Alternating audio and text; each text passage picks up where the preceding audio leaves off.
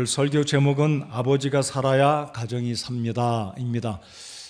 우리 아버지들만 따라서 해주시면 좋겠습니다. 아버지가 살아야 가정이 삽니다. 결혼은 했지만 아직 자녀를 낳지 못하면 아직 아버지가 아니지만, 아무튼 우리 성도 여러분들, 아버지가 살아야 가정이 산다는 이 중요한 이 사실을 다시 한번 우리 마음속에 깊이 담아두시면서 오늘 욥이라는 이 귀한 하나님의 사람을 통해서 도전받기를 원합니다. 오늘 설교의 제목을 제가 이렇게도 생각해 보았습니다. 훌륭한 아버지 욥. 그래서 오늘 말씀을 통해 특별히 아버지 되신 여러분들, 가장이신 여러분들, 할아버지 되신 여러분들, 오늘 이 말씀이 우리 모두를 붙드시고 도전해 주시는 귀한 말씀이 되기를 원합니다. 세계적으로 가족학의 권위자라고 하는 이 버지니아 사티어라는 사람이 있습니다. 이 사람은 자신의 책에 이런 글을 담아두었는데 그 책의 제목은 사람 만들기입니다. 여러분, 우리 한국 사람들이 하는 말이 뭐니 해도 자식 농사가 최고라는 말이 있지 않습니까? 네, 이분은 그와 유사한 측면으로 책의 제목을 사람 만들기라고 했습니다. 이분이 쓴 책의 글을 제가 한번 읽어드리면 다음과 같습니다. 자동차는 자동차 공장에서 만들고 TV는 TV 공장에서 만든다. 당연하지요? 네. 공장에서 여러 가지 물건들이 만들어지는데 만일 불량 자동차가 만들어지면 그 불량 자동차가 시가지를 달리게 되고, 최근에 중국에서 전기 자동차가 트럭 후미를 들이받아서 불이 났는데 이 제어 장치가 작동이 안 돼서 차 안에 있는 모든 가족들이 불타 죽은 끔찍한 사건 소식을 들으셨을 겁니다. 그렇죠? 불량 자동차가 이런 끔찍한 일을 만듭니다. 공장에서 잘못 만들어진 이런 물건들은 가정으로 배달될 때 불량 제품으로 기능을 잘못 제대로 작동하지 않게 되는 이런 일이 있다라는 것이죠. 그렇다면 불량 청소년, 불량 남편, 불량 아내는 어디서 만들어지는가? 가정에서 만들어지죠. 그래서 가정은 우리 모든 삶의 근원이 되는데, 이분은 이렇게 이야기합니다. 사람은 가정에서 만들어지기 때문에 가정이 건강하면 그 가정의 가족들이 건강하게 되고, 가정이 건전치 못하면 그 가정에 속한 가족들의 정신세계가 건강하지 못하게 된다. 그러므로 우리 사회에 당장 해야 할 일들이 많이 있지만 가장 중요한 일은 건강한 가정을 만드는 일이다. 건강한 가정에서 건강한 사람을 만들어 사회에 배출하게 되면 이 사회와 민족은 건강하게 될 것이다 라고 말했습니다. 우리 모두가 공감하는 이야기입니다. 특별히 가장이신 여러분들, 아버지 되신 여러분들, 우리 형제 여러분들, 이 가정은 가장에 의해서 특별히 세워진다라고 저는 믿습니다. 그래서 오늘 말씀 욥을 통해 가정의 달 두 번째 주일인 오늘은 가정의 중요성을 생각하고 특별히 우리 형제님들, 아버지 여러분들, 할아버지 여러분들, 그리고 가정의 가장이 되신 우리 성도 여러분들, 여러분의 가정을 든든하게 말씀으로, 하나님의 말씀의 원리로 세워나가시는 우리 교회 성도 여러분들 모두가 되시기를 바랍니다. 자, 오늘 읽은 본문의 말씀에 등장하는 욥을 통해서 이 욥이라는 사람은 제가 설교의 부제로 훌륭한 아버지라고 제목을 잡았고요. 설교 제목은 이 가정이 바로 세워질 때, 아버지가 바로 세워질 때 가정이 바로 세워지고, 그리고 가정이 바로 세워질 때 우리 교회가 바로 세워지고, 교회가 바로 세워질 때 이 교회가 사회에 굉장한 영향력을 끼치게 된다. 이게 순환 관계, 연관 관계가 있다는 사실을 기억해 보시기 바랍니다. 자, 그러면 주보에 보시면 오늘 설교 첫 번째 대지 본론으로 들어가 보겠습니다. 욥과 그의 가정 배경을 말씀드리겠습니다. 자, 욥기 1장 1절부터 5절까지 저희들이 읽었습니다. 여러분, 이 욥이라는 사람의 히브리어 발음은 이요브입니다. 이 이욥의 이름의 이 발음의 히브리어의 뜻은 그렇게 좋은 의미가 아닙니다. 괴롭힘을 받는, 고통당하는. 그래서 이 욥의 아버지가 어떻게 이름을 지었는지는 모르지만 이 이름의 의미는 그렇게 좋은 이름은 아닙니다. 자, 그러나 이 욥의 일생을 우리 성도 여러분들께서 아시지만 굉장한 고통과 시련을 겪고 마지막에는 승리했던 굉장한 인물입니다. 아무튼 이 욥의 이름이 괴롭힘을 받는다, 고통을 당한다 그런 뜻입니다. 여러분이 이 욥기를 읽어보시면 아시겠지만 이 욥이란 인물은 아브라함이나 이삭이나 야곱이 언급되지 않을 뿐만 아니라, 그러니까 구약의 족장으로 등장하는 이 믿음의 조상 아브라함과 그의 아들 손자들의 이름이 등장하지 않을 뿐만 아니라 제사 제도는 구약의 모세 시대, 이 모세가 율법을 받았기 때문에 주전 1500년경에 이 율법이 이스라엘 백성들에게 주어진 바가 되었습니다. 그리고 여러분께서 아시듯이 창세기는 바로 이 모세가 구약의 첫 5권을 기록했기 때문에 모세오경이다라고 하지 않습니까? 근데 이 모세오경 첫 번째 책인 창세기는 주전 1500년경에 기록되었다면 바로 이 욥기는 창세기보다 적어도 600년에서 700년이 먼저 일찍 기록된 책이기 때문에 성경 전체에서 가장 먼저 기록된 책이고, 그 말은 가장 오래된 성경이다라는 뜻입니다. 자, 이 욥은 유목민으로서 당시에 요단 동쪽, 성경은 우스 지역이다라고 이야기를 하고 있지 않습니까? 제 성경이 42장으로 펴 있는데 여러분도 그러하리라고 생각되고요. 자, 1장으로 다시 돌아오시기 바랍니다. 욥기 1장에 보시면 이 욥에 대해서 묘사하고 있기를, 이 우스 땅에서 가장 힘이 큰 자다. 여기에 크다는 의미는 이 히브리어로 숫자가 가장 큰 숫자, 가장 돈이 많은 거부이다, 부자다라는 의미가 되겠습니다. 그래서 이 욥은 요단 동편, 정확한 지역은 모르겠지만 우스 땅은 요단 동편 또는 에돔의 남쪽 지역, 척박한 이 아라비아 부근의 사막 지역으로 보게 되는데, 바로 이 욥은 우스 땅에서 당시의 동쪽 지방에서 가장 부유한 사람이었고, 괄목할 만한 것은 그가 10자녀를 두었다. 럭키 세븐, 7명의 아들과 완전한 숫자 3명의 딸을 두었다. 아마 이 10명의 아들, 딸들을 두었다는 이 말을 들을 때 여러분 참 부럽게 생각하는 분도 계실지 모르겠지만, 어떻게 그 자식들을 다 키울까? 이렇게 생각하시는 분도 아마 계실지 모르겠습니다. 자, 이 욥의 신앙을 말씀드려 보겠습니다. 여러분, 욥기의 저자는 바로 욥입니다. 그러나 성경의 원 저자는 하나님의 성령이신 것을 우리가 믿고 있습니다. 자, 그런데 하나님은 이 욥의 신앙에 대해서 1절부터 4가지 방향으로 욥을 칭찬하고 계십니다. 자, 1절을 다시 한번 보실까요? 우스 땅에 욥이라는 이름의 한 사람이 있었는데 그 사람은 첫째 완전하고, 둘째 곧바르며 하나님을 두려워하고 악을 멀리하는 자더라. 그리고 욥에 대해서 소개하고 있는 성경은 두 번째로 욥의 자녀들을 소개합니다. 그에게 아들 7과 딸 3이 태어나니라. 그리고 세 번째가 그의 재산에 대해서 소개합니다. 자, 이쯤 되면 여러분 마음속에 무엇인가 번뜩하고 좋은 생각이 떠오르지 않을까 생각합니다. 여러분, 성경은 욥을 소개할 때 욥의 재산을 먼저 소개하지 않습니다. 그가 비록 동방에서 가장 최고의 부자였지만 하나님의 관심은 부자가 아니었고, 이 욥이라는 인물이 하나님을 경외하는 완전하고 곧바르며 하나님을 두려워하고 악을 멀리하는 자이다. 그리고 두 번째가 생명에 대해서 소개하고 있습니다. 가장 귀한 생명, 즉 이 욥의 자녀들 열을 소개하고, 마지막으로가 그가 소유한 재산입니다.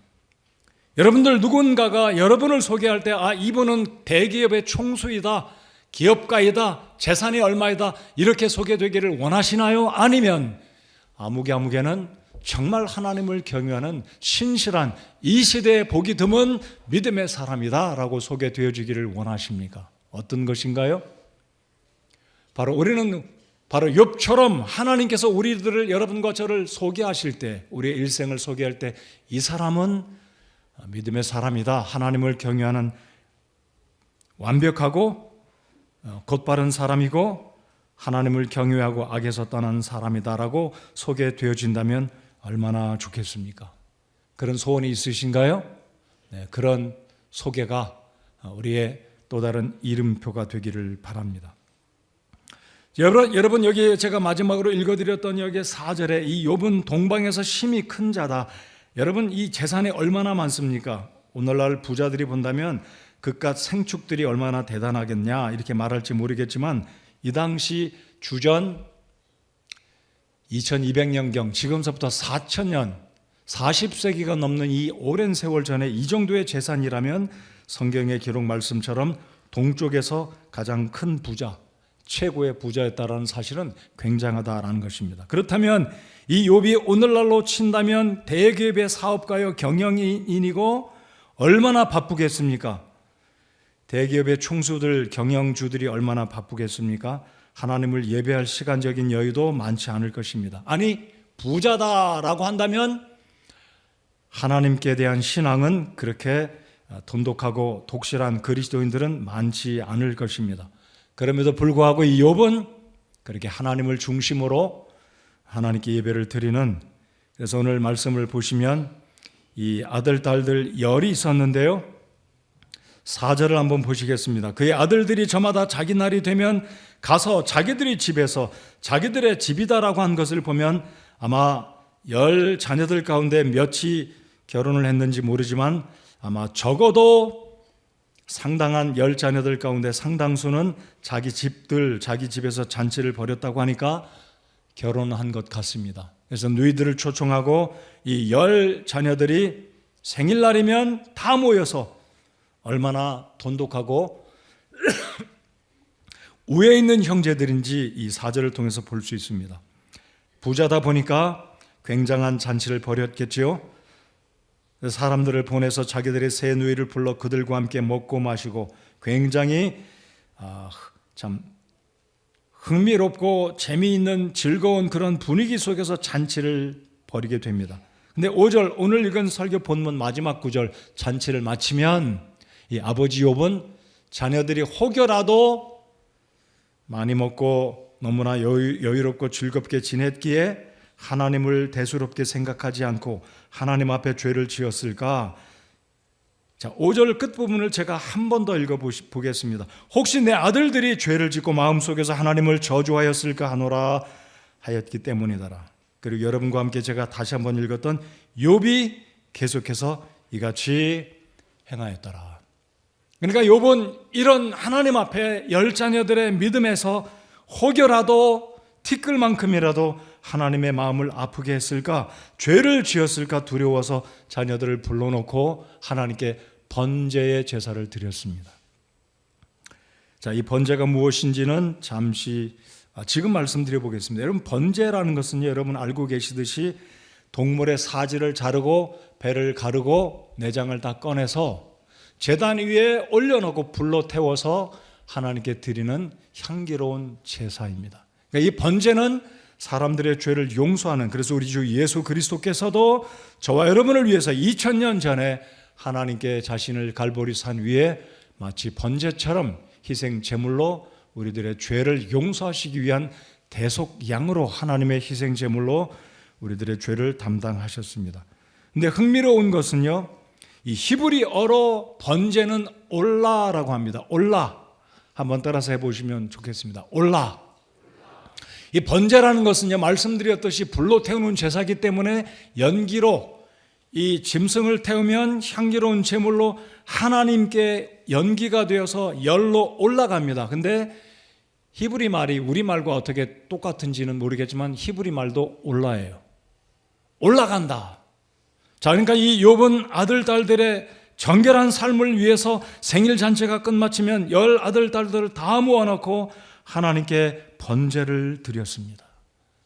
아마 장남과 7번째 아들들까지 아버지 죄들 이러하니까 우리들을 위해서 번제를 드려주십시오 라고 아버지께 요청을 했는지는 모르겠지만 문맥으로 보았을 때 아들들은 아마 딸들은 그런 일에 그렇게 개념을 두고 있지는 않았을 것 같습니다. 그럼에도 불구하고 훌륭한 아버지였던 이 욥은 계속해서 이같이 행하였더라.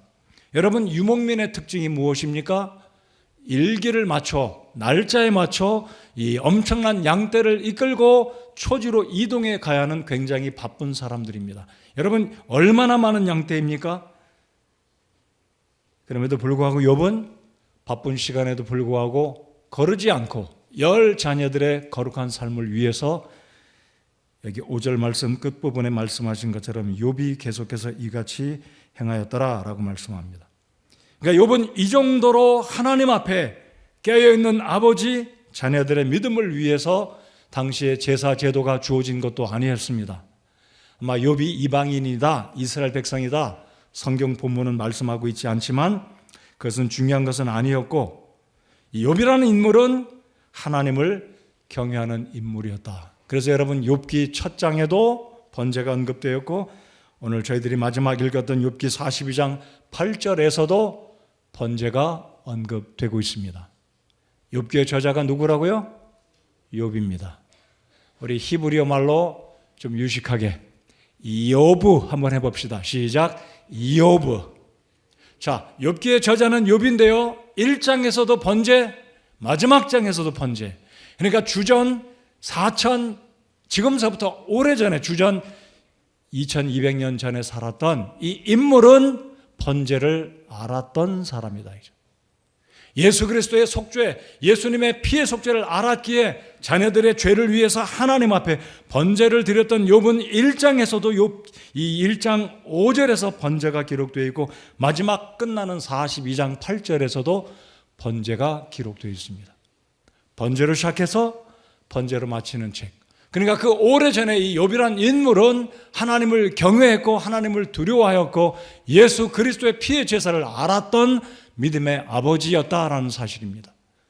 아버지 되신 여러분들, 오늘 이 시대의 가정이 무너지는 이 시대에 어떤 아버지로 서야 할지, 가정이 바로 서려면 아버지가 믿음으로 하나님을 두려워하고 믿음 위에 우리의 삶을 세워나가고 자녀들을 이 욥처럼 속죄의 제사 예수 그리스도를 중심으로 살아가는 철저한 믿음이 있을 때 우리의 자녀들이 하나님 말씀 안에 세워지게 된다는 사실입니다. 자, 그러나 대조되는 인물을 제가 한 사람 성경에서 꼽아 보았습니다. 대조되는 인물은 엘리 대제사장입니다. 말씀드렸듯이 욥은 제사장도 아니었습니다.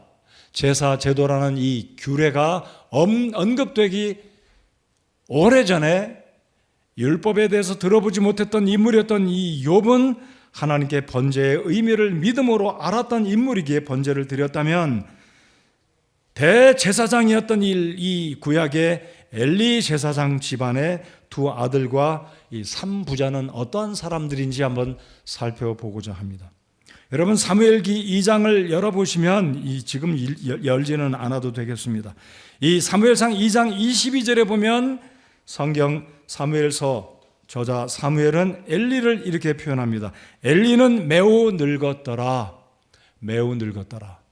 근데 쿰난 동굴에서 발견된 자료에 의하면 이 당시 엘리의 나이는 무려 98세였다라고 자료는 언급합니다. 그러니까 여러분 그 오래전에 98세라면 오늘 이 시대에도 100세 시대를 맞이하는 이 시대에도 98세 연령은 결코 작은 나이가 아니죠. 근데 그 오래전에 98세라는 것은 엘리가 굉장히 연로했다. 그래서 성경은 엘리는 매우 늙었다라고 말을 합니다. 이 뉘앙스는 영적으로 센스가 많이 없어졌다, 영적인 영향력이 많이 감소되었다는 의미로 저는 이 구절을 생각해 봅니다. 자, 그래서 12절, 이 사무엘상 2장 12절을 보시면 엘리의 아들들은 벨리알의 아들들이더라. 그들이 주를 알지 못하였더라 그랬습니다. 공교롭죠? 엘리는 매우 늙었더라. 98세. 그리고 그의 아들들은 칭찬이 아니라 벨리알의 아들들이더라. 그들이 주를 알지 못하였더라 그랬습니다. 여러분, 대제사장의 집안에 태어난 이 아들들이 하나님을 알지 못했다는 것은요, 상상할 수 없는 일입니다. 물론 하나님의 이름을 모른다는 것이 아니라 하나님을 두려워하지 않는, 하나님을 우습게 여기는 신성모독의 죄를 저지르는 벨리알의 아들들. 자, 그러면 벨리알이란 뜻은요, 사악한 자들이다 라는 뜻입니다. 피부에 와닿는 표현을 드리면 쓸모없는 사람들, 쓸모없는 아들들이다라는 거죠. 여러분 알고 계시겠지만은요, 이 엘리의 두 아들들은 성소에 들어가서 생고기를 달라고 요청을 합니다. 하나님께 성도들이, 이스라엘 백성들이 양이나 염소나 송아지를 가져와 성소에서 하나님께 번제를 드리려고 하면 고기를 좋아했던 이 두 아들들은 생고기, 자기들이 좋아하는 부위만 지목해서 달라고 억지를 부립니다.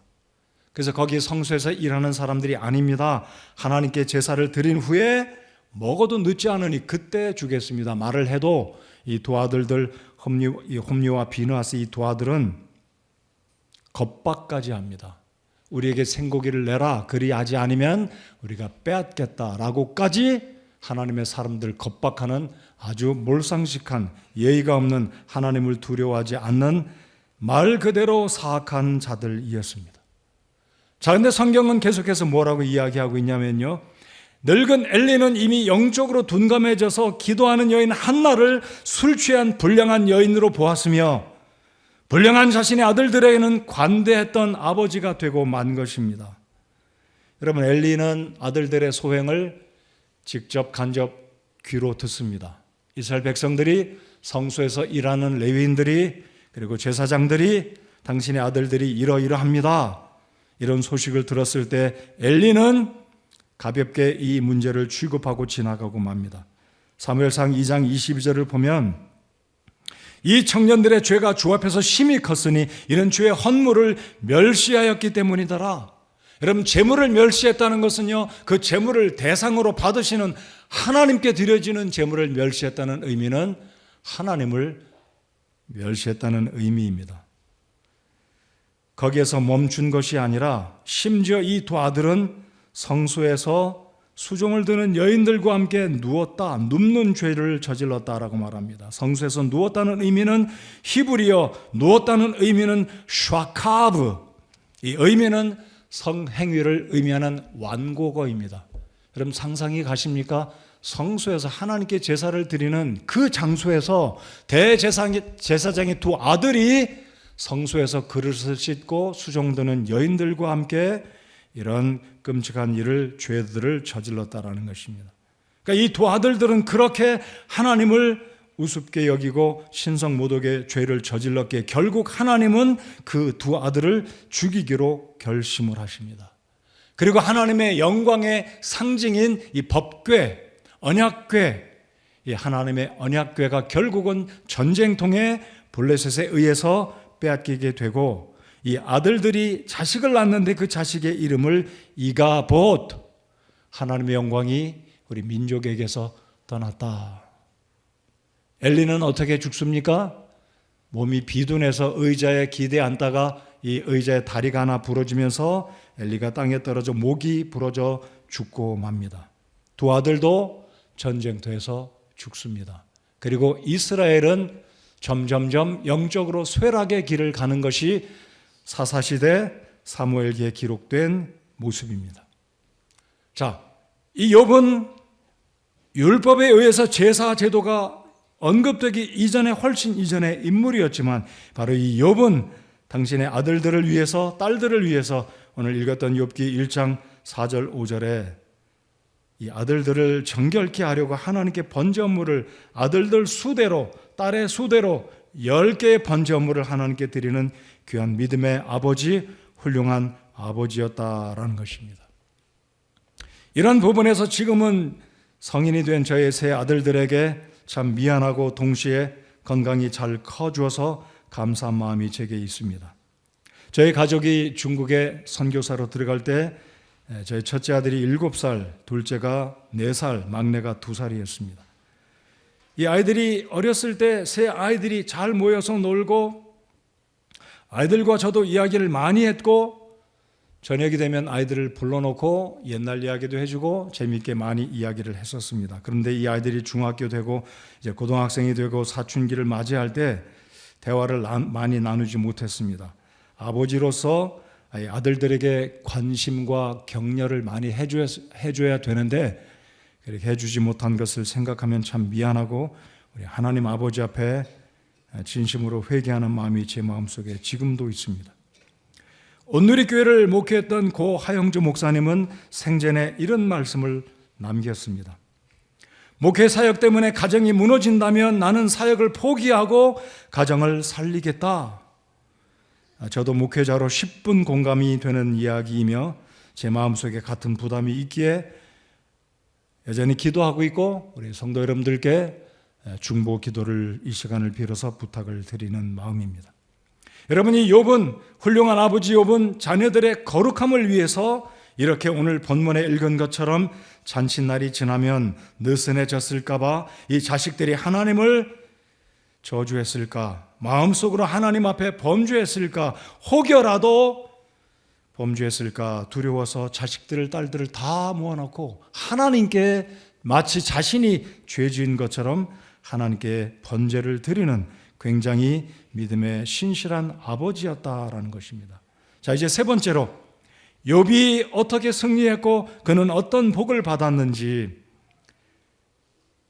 여러분 이 욥기는 1장부터 42장까지의 대부분의 내용은 이제 2장부터 마지막 41장까지가 욥과 그의 친한 세 친구 조문을 와서 욥을 위로하는 내용, 논쟁하는 내용이 이제 2장 후반부터 41장까지입니다. 그리고 마지막 42장은 그러니까 욥기의 처음과 마지막 1장과 42장은 욥이 어떠한 모습으로 고난 가운데 결국 승리를 거두었는지, 마지막 하나님께서 욥의 일생을 어떻게 회복시켜 주었고 어떤 복을 주셨는지가 마지막 42장에 있습니다.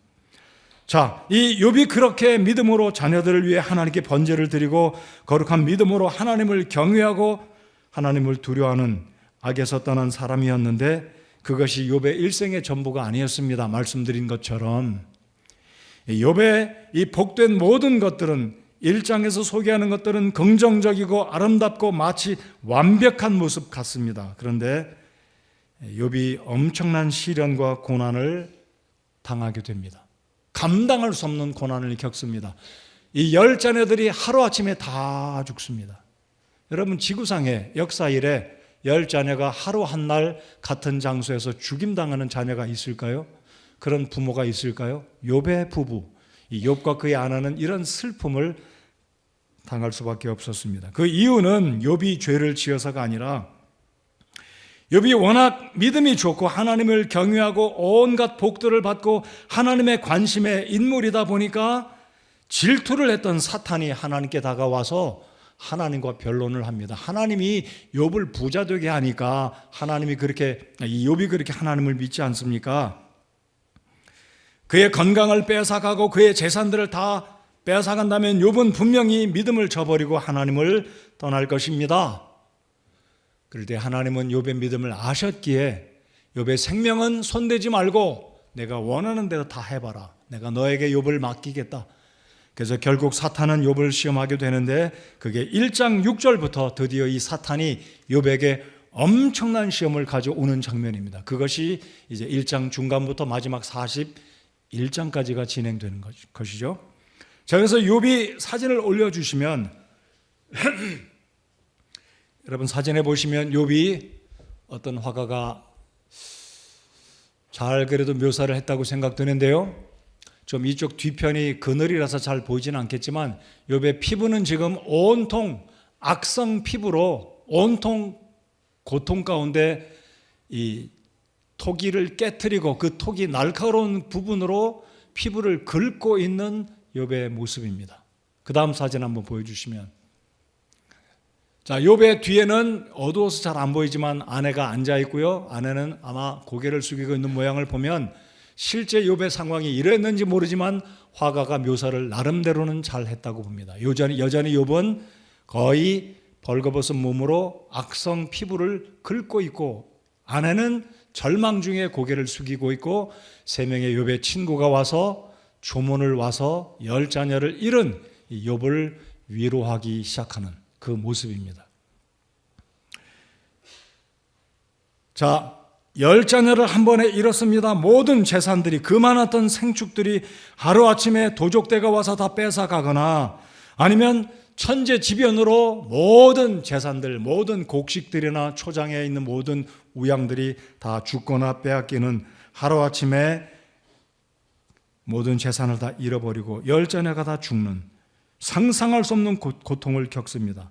자, 이런 와중에 그의 아내는 욥에게 뭐라고 이야기합니까? 당신이 아직도 당신의 순전함을 지키느냐? 하나님을 저주하고 죽으라. 하나님을 저주하고 죽으라. 아마 이 욥의 아내의 마음도 얼마나 절망이 컸으면 이렇게까지 남편을 이런 좋지 않은 말로 퍼부었겠습니까? 자, 그럼에도 불구하고 욥은 하나님이 인정하시는 그대로 끝까지 그의 나를 저주하고 괴로워서 푸념을 늘어놓긴 했지만 욥이 하나님께 직접적으로 죄를 짓지는 않았습니다. 아무튼 마지막에 이제 41장에 가면 욥이 하나님께 인정을 받고 여기에 등장하는 세 사람, 욥의 세 친구가 조문을 와서 위로하고, 이 세 사람이 결국은 조문하는 것 같고 위로하는 것 같지만 결국에 가서는 당신이 죄가 있으니까 아들들 딸들이 다 죽지 않았냐, 당신이 뭔가 부족하고 허물이 많으니까 그 수많은 재산들이 하루아침에 도적대에 의해서 빼앗기지 않았느냐라고 세 명의 친구들은 욥을 위로하는 것 같았지만 결국은 욥을 정죄하고 비판하고 책망하는 내용이 이제 1장 후반부부터 40장까지 쭉, 그리고 또 다른 사람이 나타나서 이 세 사람이 결국 욥과의 논쟁 가운데 세 사람이 이야기를 해도 욥의 말을 당하지 못하니까 또 다른 젊은 청년이 와서 욥에게, 세 사람에게 또 책망하는, 하나님이 다 듣고 계시다가 마지막에 가서 우리 하나님께서 42장에 욥을 변호해 주시고 욥은 죄가 있지 아니하다, 우리 하나님께서 욥을 손을 들어 주시는 모습이 욥기의 마지막 부분입니다. 자, 우리 욥기 42장을 다시 한번 돌아가 보시면 욥기 42장 욥의 마지막 모년을 우리 하나님께서 어떻게 복 주셨는지, 욥이 그 고통 속에서도 하나님 앞에 죄를 짓지 아니하고 끝까지 믿음으로 훌륭한 아버지로 아들들에게 딸들에게 본을 보였는지, 자, 42장을 보시겠습니다. 자, 욥의 이 변론들이 쭉 41장까지 언급되었고 42장을 보시면 욥의 회개와 회복, 욥이 하나님 앞에 불만과 자신의 삶의 그 고난들과 고통들을 푸념하듯이 자기의 날들을 저주하고 괴로움을 표시하다가 하나님 앞에 회개하고 돌이키게 됩니다. 자, 그러자 42장 마지막 장 12절부터 17절에 보면 욥이 회복되어지고 욥의 마지막 노년을 우리 하나님께서 회복시켜 주셔서 다시 10자녀를 낳게 합니다. 7아들 그리고 3딸, 그리고 재산들은 정확하게 2배로 하나님께서 재산을 불어나게 해주시는 모습을 12절에서 볼 수가 있습니다. 자, 이 마지막 42장 욥이 결국은 하나님께 입술로, 그도 사람인지라 입술로 원망과 불평을 늘어놓았지만 마지막에 하나님께 회개하고 돌이켰을 때 하나님은 욥을 회복시켜 주셨고 욥을 축복하셔서 10자녀가 다시 태어났고 그의 자녀들은 매우 큰 복을 받게 되었고, 16절을 보시면 이 일 뒤에 욥이 140년을 살며 자기 아들들과 손자들 4대까지 보았고 이렇게 욥이 늙고 날들이 차서 죽었더라. 욥도 죽기는 죽었습니다. 아무튼 여러분 42장의 마지막으로 보여주는 것은 욥은 결국 회복되었고 승리하였고 하나님께서 욥의 가정을 축복하고 계시는 모습을 욥은 기록해 두었다라는 것입니다. 아마 여러분 가운데는 이렇게 말씀하실지 모르겠습니다. 욥이 진짜 복받은 사람이고 욥기 1장 1절에서 말하는 욥이 악에서 떠났고 하나님을 경외하는 사람이고 그가 곧바른 사람이라면 왜 하나님께서 이렇게 자녀들을 잃게 하셨는가, 왜 이렇게 감당하지 못하는 고통들을 겪게 하셨는가라고 부정적으로 생각하실지 모르겠습니다. 그러나 하나님은 욥을 통해서 믿음으로 살았고 의인도 고난이 있고 결국 우리의 인생의 주관자는 하나님이시다.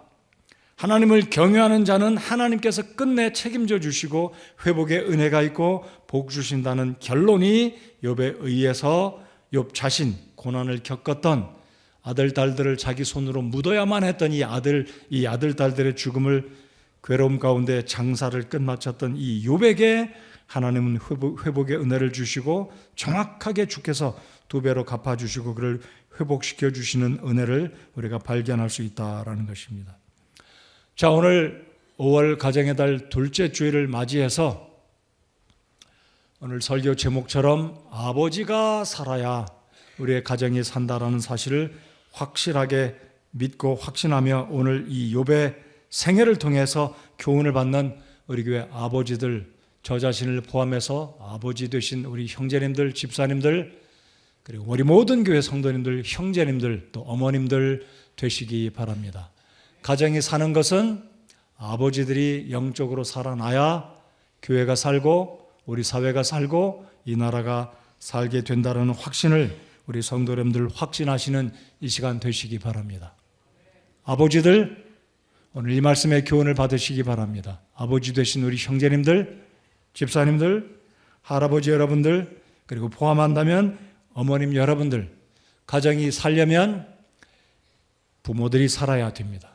아버지가 살아야 됩니다. 아버지들이 말씀 위에 욥처럼 하나님을 경외하고 자녀들을 말씀으로 바르게 인도할 때 하나님께서 우리의 가정을 세우시고 아버지가 깨어나고 아버지가 살 때 아버지들이 하나님 앞에 기도하며 말씀 붙들고 순종하는 삶을 살 때 우리의 가정들이 우리의 자녀들이 아버지를 본받아 믿음으로 살아가게 된다는 이 사실을 우리 모두에게 도전하기 원합니다. 여러분, 오늘 말씀드린 것처럼 욥기는 번제로 시작해서 번제로 끝마칩니다. 이 의미는 욥은 예수 그리스도가 유일한 우리의 죄들을 담당하시고 우리의 죄들을 위해서 번제 헌물로 하나님 앞에 자신을 희생양으로 드려서 우리의 모든 죄들을 담당하신 구세주라는 사실을 욥은 믿고 확신하였기에 번제를 드렸다라는 것을 성도 여러분들 확신하시기 바랍니다. 오늘 이 시간에 말씀을 들으시는 여러분들 가운데 우리의 죄는 어떻게 해야 용서받습니까? 돈으로, 노력으로가 아닙니다. 오직 예수 그리스도의 보혈을 의지할 때 하나님의 어린 양 되신 예수님께서 우리의 죄들을 담당하셨기에 회개하고 예수님을 나의 구주로 영접할 때 하나님은 우리의 죄들을 용서하시고 영존하는 생명을 주신다는 이 놀라운 사실을 믿고 확신하시는 여러분들 되시기 바랍니다. 아직까지 구원받지 않으신 분들, 오늘 이 시간에 예수 그리스도를 여러분 구주로 영접하시기 바랍니다. 여러분, 성경에는 많은 아버지들이 등장합니다. 아론은 두 아들을, 제사장 가문인 이 아들들이 하나님의 성막에 들어가 제사를, 이 향불을 준비해서 하나님께 향불을 드리려다가 합당치 않은 불을 잘못 드림으로 하나님의 진노를 입고 불태움을 당해 죽고 말았습니다. 사무엘의 아들들은 어떻습니까? 그 구약시대 때 유명한 선지자의 대표 중에 한 사람이었던, 대언자 중에 한 사람이었던 이 사무엘의 두 아들들은 백성들을 재판할 때, 송사할 때 뇌물을 받는, 재판을 굽게 하는 바르지 못한 아들들이었습니다. 다윗의 아들들은 어떻습니까? 성군 다윗은, 지난주에 제가 다윗과 솔로몬의 말씀을 전했습니다마는요, 다윗의 아들들 가운데는 자기의 누이를 욕보였고 살인을 저질렀고 아버지의 왕위를 노리고 혁명을 일으켰던 아들들이 다윗의 아들들이었습니다. 이처럼 위대한 하나님의 종들도 자녀 교육은 그렇게 본이 모습은 아니었습니다. 영적인 자녀 교육이 얼마나 어려운지 성경을 통해서 우리가 보게 됩니다. 자, 그럼에도 불구하고 욥은 그 시대에 예수님이 오시기 전 그 오래전에 번제를 드렸던 하나님의 피의 제사를 믿고 확신했던 사람의 죄가 용서받는 길은 오로지 예수 그리스도를 통한 피의 속죄를 믿었기에 하나님께 번제를 드렸고 욥기 첫 장도 욥기 마지막 장도 번제로 시작해서 번제로 끝나고 있다는 사실을 결코 간과해서는 안 될 것입니다. 아버지 되신 형제 여러분들, 머지않아 우리 예수님이 다시 오실 것입니다. 그날까지 저와 여러분의 가정이 믿음 위에 든든히 서려면 절대로 돈이 우리의 자녀들을 바르게 키우지 못합니다. 오히려 돈은 해악을 끼칠 수 있다는 사실 우리 모두는 인정합니다. 세상의 학문이 우리 아이들을 제대로 키울까요? 학원에 보내고 학교에 보내면 지식적인 그 깨달음들이, 그 지식들이 우리의 자녀들을 영적으로 올바로 키울까요? 그러지 아니한 것 우리가 또한 잘 알고 있습니다. 우리의 자녀들이 나이가 얼마나 됐든 결혼해서 성인이 됐던 영적인 영향력은 여전히 우리 아버지들이 감당해야 될 몫입니다. 엘리는 나이가 많아서 영적인 그런 감각도 다 잃어버렸습니다. 그 가정은 결국 하나님의 진노 가운데 망하게 되었습니다. 사랑하는 성도 여러분들, 특별히 아버지 되신 여러분들, 우리 형제님 여러분, 오늘 이 시간에 여러분의 가정의 자녀들을 주님께 의탁하시기 바랍니다.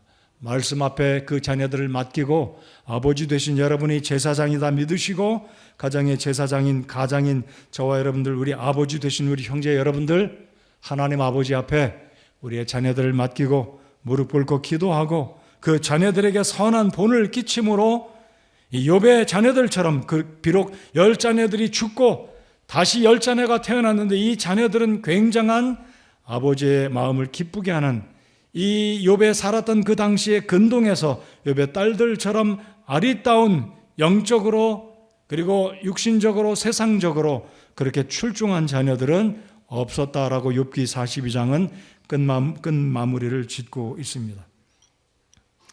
시편 127편 1절 일부분만 저희들 다 같이 읽겠습니다. 여러분이 잘 아시는 말씀이라고 생각합니다. 자, 우리 다 같이 읽을 때 노란 글자를 잘 기억하시기 바랍니다. 다 같이 읽겠습니다. 시작. 주께서 집을 세우지 아니하시면 그것을 세우는 자들의 수고가 헛되며 주께서 도시를 지키지 아니하시면 파수꾼의 깨어 있음이 헛되도다. 주께서 집을 세우지 아니하시면 그것을 세우는 자들의 수고가 헛되다라고 주님 말씀하십니다. 여러분의 가정을 세우시고자 얼마나 수고가 많으십니까? 우리 어머니들, 아버지들 얼마나 수고 많으십니까? 나는 이렇게 살지라도 우리의 자녀들을 위해서는 얼마나 많이 수고를 많이 하십니까? 그런데 이 말씀을 잘 보시면 집을 세우지 아니하시면, 누가요? 내가 아닙니다. 아내가 아닙니다. 돈이 아닙니다. 세상의 방법이 아니라 주님께서 우리의 가정을 세워주지 아니하시면 우리의 모든 수고가 헛되다라는 말씀을 인정하시고 우리의 가정을 주님께 맡겨드리고, 아버지 되신 특별히 우리 형제님 여러분들, 하나님 앞에 내가 바로 서야 우리의 자녀들이 바로 선다는 확신을 가지시고 하나님께 맡겨드리고 자녀들을 위해서 기도하시고, 여러분의 자녀가 초등생이건 중학생이건 대학생이건 결혼했건 간에 손주를 보았건 간에 아버지 되신 여러분들, 우리의 자녀들은 여전히 자녀입니다. 그 자녀들을 하나님께 맡겨드리고 기도로 하나님의 도우심을 구해서 여러분의 자녀들이, 여러분의 가정이 세워지는 그 은혜가 5월 가정의 달을 맞은 여러분, 우리 성도들 모든 가정 위에 또 저희 가정에 충만한 은혜가 있기를 간절히 소원합니다. 여러분의 가정에 기도가 있게 하시기 바랍니다. 감사가 있게 하시기 바랍니다. 용서와 격려와 칭찬이 있기 바랍니다. 그리고 기다려줌이 있는 우리 아버지들이 되시기 바랍니다.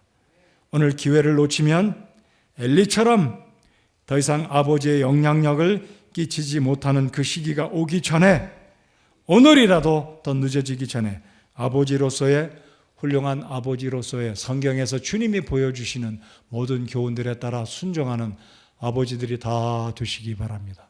저희들 다 같이 일어나서 함께 찬송하겠습니다.